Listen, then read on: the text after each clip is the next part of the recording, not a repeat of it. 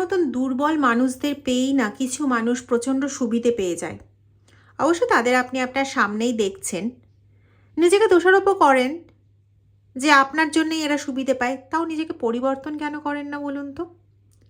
বারবার কেন ভাবেন যে এরা একদিন আপনাকে বুঝবে? আপনার মনে হয় যে এরা আপনাকে বুঝবে? মনে হয় যে এরা কোনোদিন আপনার কাছে ক্ষমা চাইবে? তাহলে কেন এই আশাটা করেন?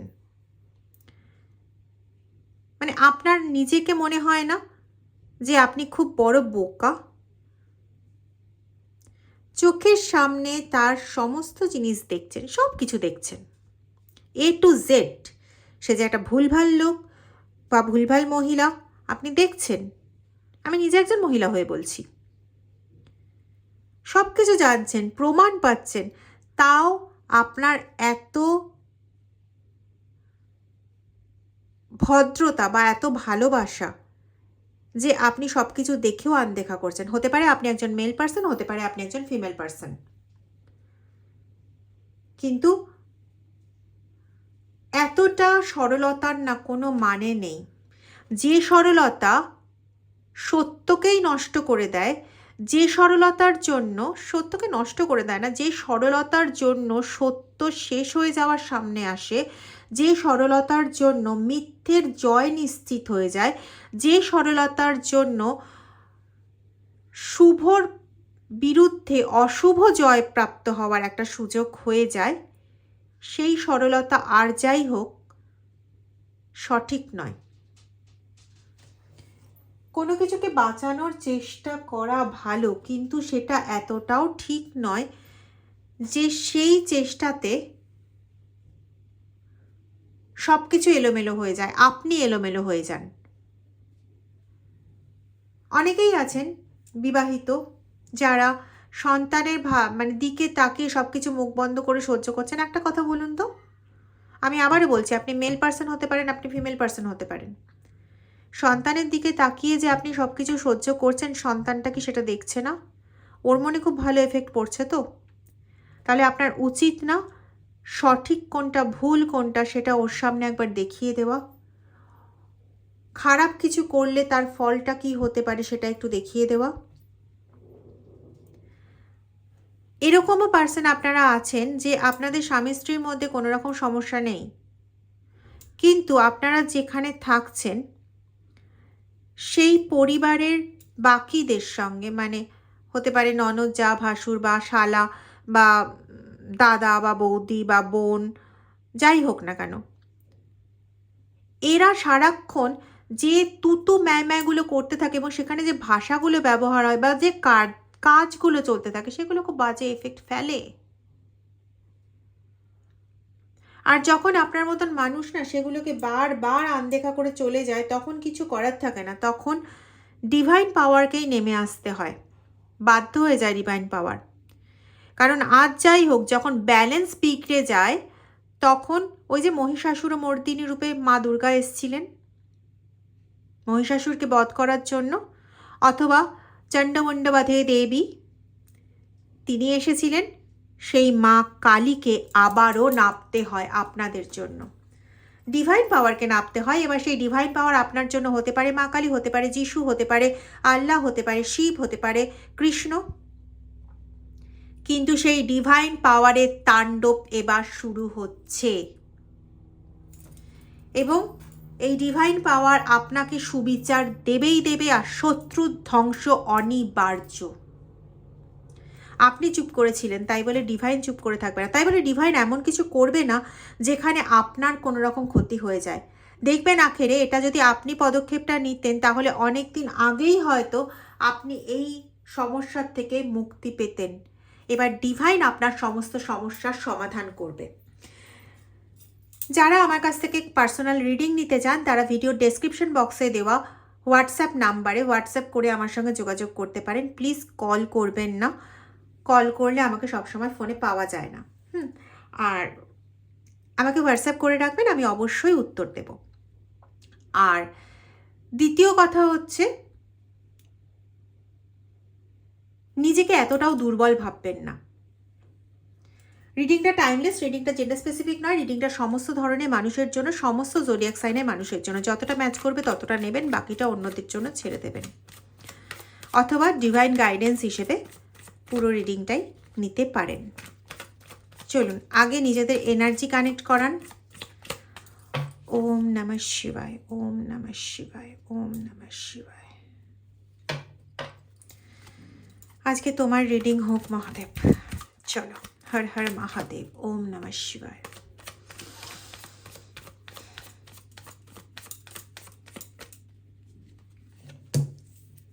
ইয়েস,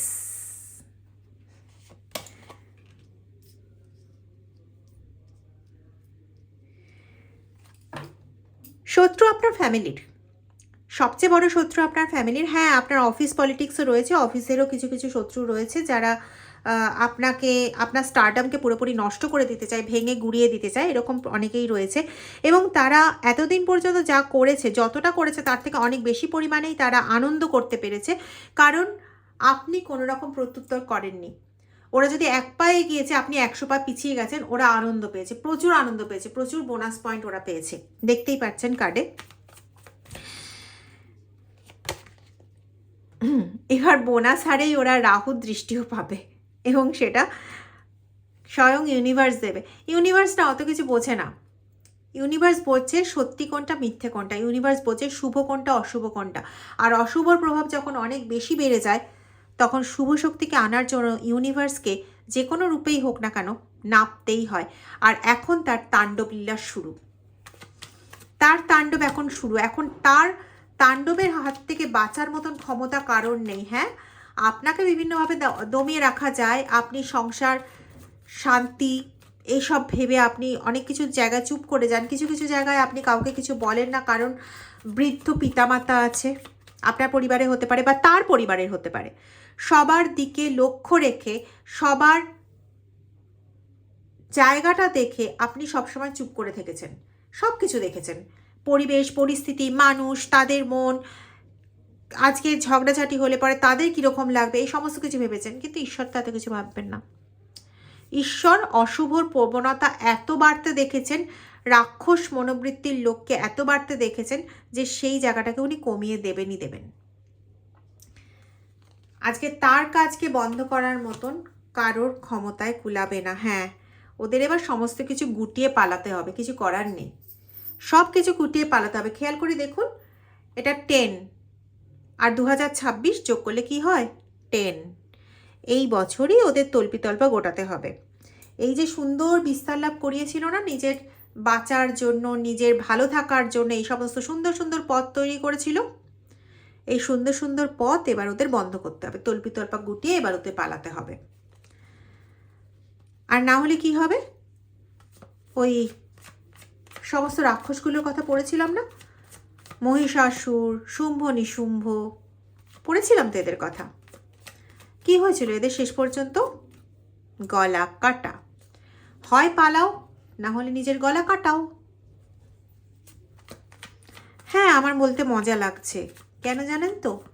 যে দুর্বিষহ অত্যাচারগুলো এরা করেছে, যে নিদারুণ কষ্টগুলো দিয়েছে, যে যন্ত্রণাগুলো দিয়েছে, যে কান্নাগুলো আপনার চোখ দিয়ে ফেলিয়েছে, পুরুষ মানুষেরা কাঁদতে জানে না। ওরা কাঁদতে পারে না। বলা হয় পুরুষ মানুষ কাঁদলে নাকি সেটা কাপুরুষতা বলা হয় এটা। তো তাদের কি চোখে জল বেরোয় না? এখানে অনেক দিদিরা আছেন যারা কাঁদতে পারেন না, যারা নিজের চোখের জল ফেলাটাকে মনে করেন যে অনেক নরম হয়ে যাওয়া, তাই কাঁদতে পারেন না। কিন্তু তাই বলে কি তারা কাঁদেন না? সেগুলো ঈশ্বর দেখেননি? কি মনে হয়? আপনি একজন সাইকিক পার্সন, আপনি ঈশ্বরকে সারাক্ষণ ডেকে চলেছেন, একটা সৎ পার্সন, একটা সৎ মনের লোক, আর আপনার কষ্টটা দেখে চলেছেন, আর ঈশ্বর সব কিছু সহ্য করে নেবেন? এতটাই সোজা হয় কোনো দিন? সব কিছু না এত এত মজার জিনিস না, এত মজা পাওয়ার কোনো মানে নেই। আপনাকে বিভিন্ন রকম পানীয় খাওয়ানো হয়েছিল, চায়ের মাধ্যমে, কফির মাধ্যমে, দুধের মাধ্যমে, কোল্ড ড্রিঙ্কসের মাধ্যমে আপনাকে বিভিন্ন কিছু খাওয়ানো হয়েছিল। এতে আপনার শরীরের অসুস্থতা অনেক বাড়ে, একটা সময় আপনার কর্মক্ষেত্রের অবস্থা খুব খারাপ হয়ে যায়। টাকা পয়সা আসার রাস্তাটা বন্ধ হয়ে যায়। যাদের মাধ্যমে টাকা পয়সা আসে তাদের ক্ষতি হওয়া শুরু হয়। এক একজনের ক্ষেত্রে এক এক রকম, এটা common reading, general common collective reading. তো সবার ক্ষেত্রে যে সব কটা একদম এরকমভাবেই যাবে এরকম নয়, ম্যাক্সিমামটাই আজকে অনেকের সঙ্গে রেজোনেট করবে। এখানে অনেকে হয়তো আছো যারা সোশ্যাল মিডিয়াতে, যারা ক্রিয়েটার, যারা ভিডিও বানাও বা ভাবছো যে চ্যানেল খুলবে, তাদেরকে বলি বস, নিজেদের ওপর এই যে একটা কালো ছায়া ঘুরে বেড়াচ্ছে না, এই কালো ছায়াটার থেকে আগে মুক্ত হও। ঈশ্বর তোমাকে সহযোগিতা করার জন্য এগিয়ে এসছেন, তার এই সহযোগিতার হাতটাকে অস্বীকার করো না। তিনি হয়তো তোমার মধ্যে দিয়ে কিছু বলাচ্ছেন, এমন কিছু করানোর চেষ্টা করছেন যেটাতে তোমার মনে হচ্ছে আমার কাছে এই বার্তাটা ভীষণ আসছে। ঈশ্বর তোমার মধ্যে দিয়ে কিছু করানোর চেষ্টা করছেন, তোমাকে দিয়ে এমন কিছু বলাতে চাইছেন যেটা বললে তোমার মনে হচ্ছে যে সবার সঙ্গে সম্পর্ক নষ্ট হয়ে যাবে, সবাই আমাকে কি ভাববে না ভাববে, কিন্তু এরকম ব্যাপারটা নয়।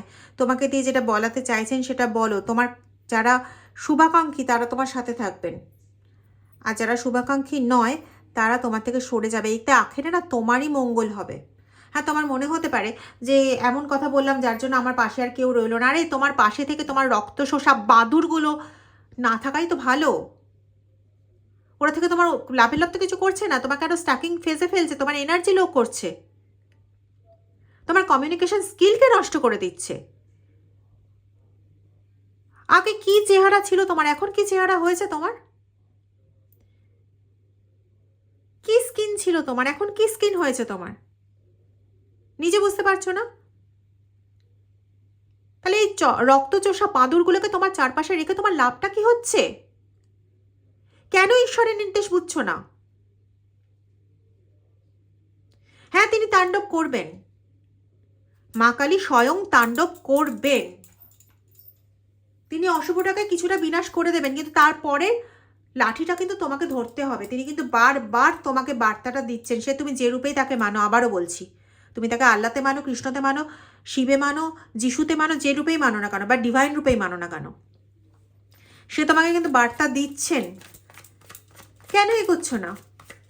নিজেকে শক্ত করেও বারবার কেন কেন কেন কেন বারবার ডুবে যাচ্ছ? কেন নিজেকে স্টেডি রাখতে পারছো না?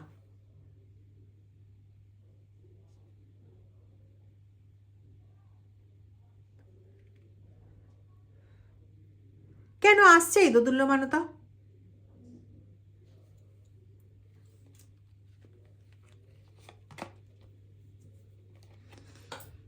দেখতে পাচ্ছ তো, ওরা কন্টিনিউ মজা লুটে যাচ্ছে, কন্টিনিউ মজা লুটে যাচ্ছে।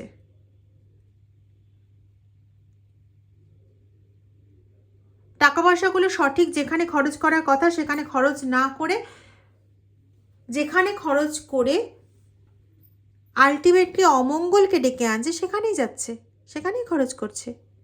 নিজেকে ভালো দেখাতে হবে, তাকে তাকে ফেমাস থাকতে হবে। সে ফেমাস থাকছে, নিজের মনের আনন্দ ফিল আপ করছে।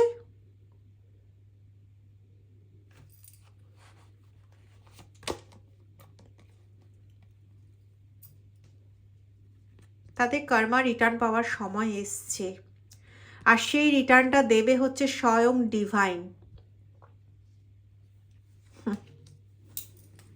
নেচে নে, আর কতদিন নাচতে পারিস। এবার এমন ফাঁসা ফাঁসবি, এমন জালে পড়বে যে জাল থেকে উদ্ধার পাওয়া অতটা সহজ নয়। হয় তাকে স্বীকার করতে হবে সে কি অন্যায় করেছে, না হয় তাকে মৃত্যু যন্ত্রণা সহ্য করতে হবে। আমি জানি না, আমি মৃত্যু যন্ত্রণার কথাটা বলতে চাইনি। দেখো, করেছিল তো তন্ত্রক্রিয়া তোমার ওপর, এগুলো ফল রিটার্ন হবে না। টাকাগুলো এইভাবে খরচ করেছে, বিভিন্ন তান্ত্রিকের মৌলবীর কাছে কাছে তোমাকে ওষুধ খাইয়েছে। এই যে এখানে এসেছিল না ওষুধ, এই যে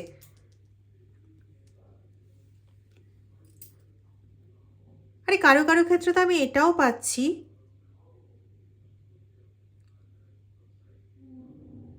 যে তোমার পার্টনারের সন্তান নষ্ট করারও চেষ্টা করেছিল। হতে পারে তুমি নিজেই সেই ব্যক্তি যার সন্তান নষ্ট করার চেষ্টা করেছিল। আমি এখানে পাচ্ছি কোনো ফিমেলের সন্তান নষ্ট করার চেষ্টা হয়েছিল।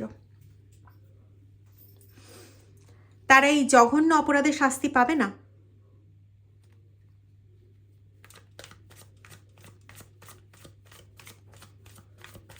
আমি এটাও পাচ্ছি দেবতার স্থানে যাওয়ার নামে, মানে মন্দির মসজিদ এই সমস্ত জায়গা যাওয়ার নামে গেছে হচ্ছে সেই সমস্ত জায়গায় যেখানে গিয়ে নিজের আনন্দ হয়েছে, যেখানে গিয়ে নিজে ফুর্তি করতে পেরেছে। এর শাস্তি হবে না? দিনের পর দিন ঠকানোর শাস্তি নেই? আছে।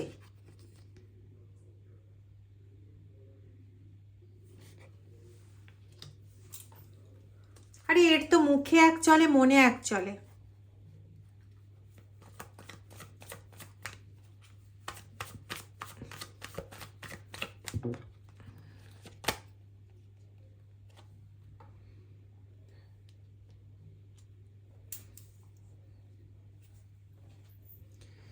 ফুর্তির পার্টনার না প্রচুর পাওয়া যায়, ফুর্তির পার্টনার প্রচুর পাওয়া যায়, কিন্তু সততার পার্টনার দেখবে পাবে না। হ্যাঁ, তোমাকে উস্কে দেওয়ার লোক থাকবে বটে, উস্কে দিয়ে তারা পালিয়ে যাবে। বরং পারলে পরে তোমার অপোজিট পক্ষকে দিয়েও একবার উস্কে দিয়ে আসবে, যাতে বেশি ভালো পরিমাণে ঝামেলাটা দেখা যায়।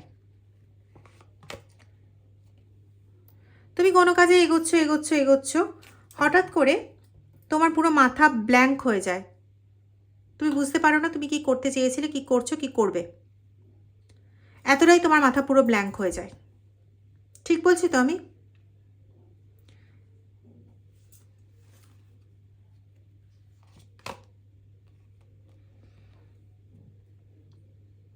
পরিবারের যে লোকগুলোর ওপর তুমি বেশি ডিপেন্ড করতে, সেই লোকগুলোই তোমাকে কন্টিনিউ এমন কথাবার্তা বলতে থাকে যেখানে হচ্ছে তুমি প্রচণ্ড ভুলভাল কাজ করে ফেলেছো, তুমি প্রচণ্ড ভুলভাল কাজ করো, তুমি প্রচণ্ড খারাপ একটা মানুষ। মানে সব খারাপগুলো তুমি, মানে সমস্ত যত রকম খারাপ আছে, সব খারাপ খারাপ ট্যাগলাইনগুলো সেগুলোও তুমি। এবং পরিবারের মানুষগুলো একজনও তোমাকে ছাড়ে না এরকম ধরনের কথা বলতে।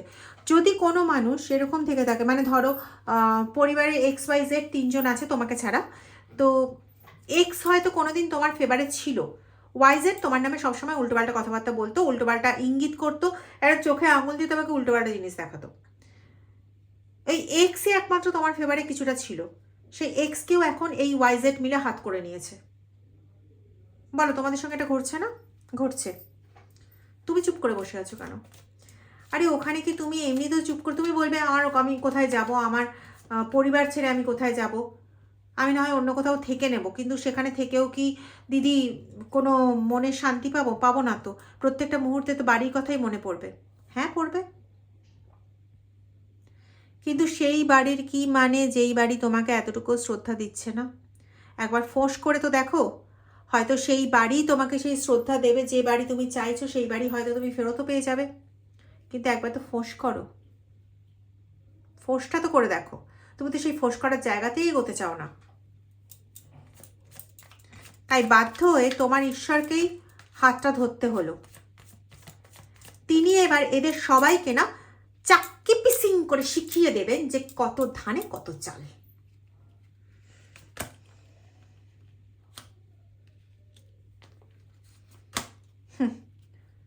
দেখো জাজমেন্ট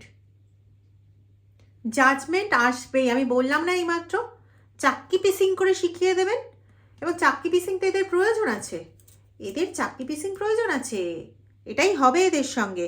খুব রিল্যাক্স করে বসে বসে দেখতো না, আরে চল আমি তো তন্ত্রমন্ত্র করে এটা করে এসছি, এবার তোরা নাচবি আর আমি দেখব।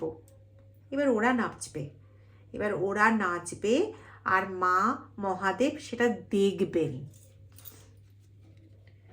তুমিও দেখবে, কিন্তু তুমি তো, তোমার মনে হবে ওরা কষ্ট পাচ্ছে। একটু সেদিন না নিজের কষ্ট পাওয়াগুলো একটু মনে করো।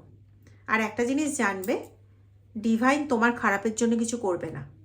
ডিভাইন এমনভাবেই কাজটা করবেন যেখানে ওরাও শাস্তি পাবে এবং তুমিও পজিটিভ জিনিস পাবে। মিলিয়ে নিও আমার কথা।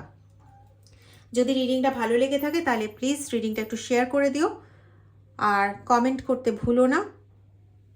ভালো থেকো, খুব ভালো থেকো।